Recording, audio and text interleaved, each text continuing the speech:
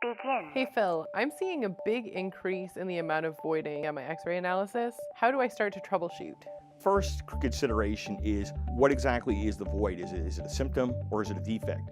And we kind of determine this by looking at, first of all, the size of the void and also location. How close is it in proximity to a interface of the solder joint itself?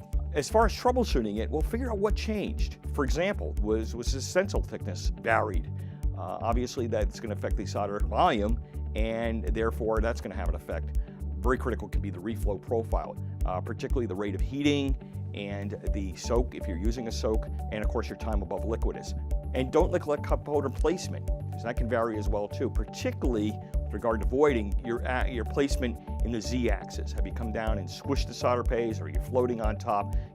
Basically you want that component to sit approximately 1/3 to 2/3 of the way into solder paste deposit, or about halfway. Complete.